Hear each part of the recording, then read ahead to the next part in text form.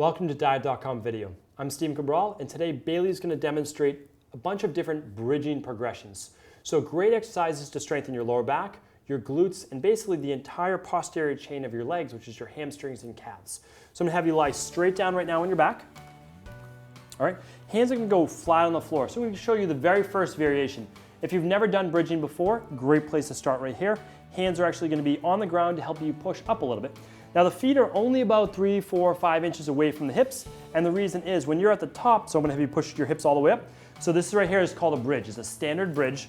The knees, the hips, and the shoulders should be in alignment, and you don't want your feet too wide. They should be lined up with your hip joint, basically. And you also don't want them too far out because then you wouldn't have this nice right angle. So you make sure your legs are essentially at a right angle, not too far in, not too far out, okay? The other thing is we don't want the knees to flare out. So if your knees go really far, that means you're disengaging essentially your lower back. You're not going to be able to use as much of your glutes and lower back. All right, so what we want you to do here is essentially in this position with your head flat on the floor is hold for 60 seconds. Once you can hold that for 60 seconds, no problem, the next progression is arms across the chest. What does that do? It doesn't allow you now that extra 5 points, so basically 2 extra points to push up on the ground. You have your head and shoulders, that's 1. You have your 2 legs. Those essentially what is touching the ground. It makes it that much more challenging. All right, you hold this for 60 seconds. When you can do that, when your glutes are engaged, not just your lower back, really important to make sure this one tip. A lot of people's hamstrings, which are right here, start to cramp up during this exercise.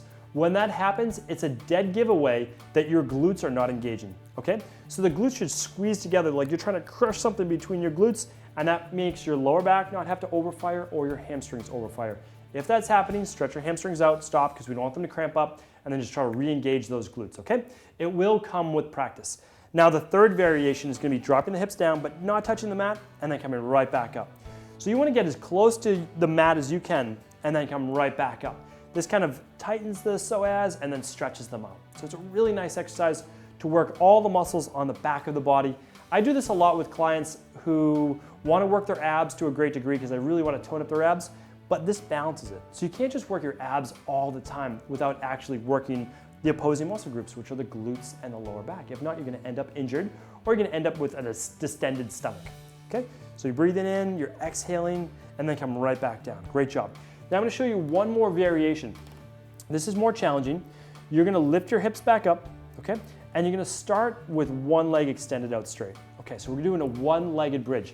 Now, just like Bailey demonstrated, your hands are going to go back on the ground because you want to work your way back up the progressions. Can you hold this for 30 seconds per side without the hips dipping? Exactly. That's the really challenging thing with this is because I know you can hold your right hip up, but the left hip, where it's not on the ground, it typically tends to tilt towards me. So let's have you switch legs.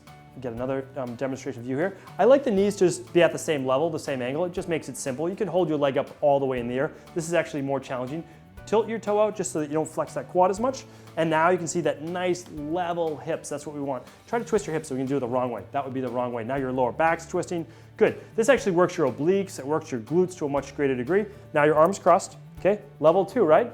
Hold this for 30 seconds, each side for 30 seconds. Now let's show level 3. Breathe in, come down, right back up. Good.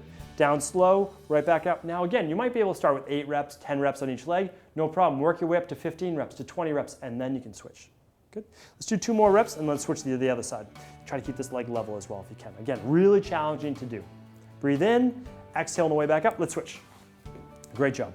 Okay, again, hips are level. Make sure you're in the right position. Don't try to fly through these. People try to do them really quick. It really defeats the purpose of the exercise because what you're trying to do is engage the hamstring, the glute, and the lower back. Not go through it so fast just for the sake of saying that you did the exercise. You want to get the benefit out of it, and by going slow and controlled, you're getting the most benefit. This is going to help reduce all those lower back problems and the issues that people have typically as they age or they start to gain weight is the glutes start to sag a little bit. This lifts them right back up. 1 more rep. Breathe in, exhale right back up. Great job, both legs on the floor. Excellent. How do those feel? Those are great. You can really feel them in your hamstrings. You can, exactly. And that's what I want you to watch for is in the beginning, when the glutes aren't used to doing the exercises as much, you're gonna feel more in your hamstrings.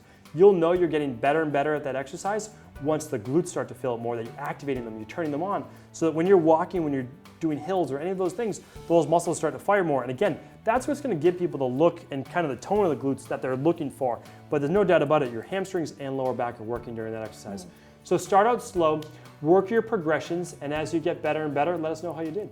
All right, we hope you enjoyed this video, and we're back real soon with more videos from DietHealth.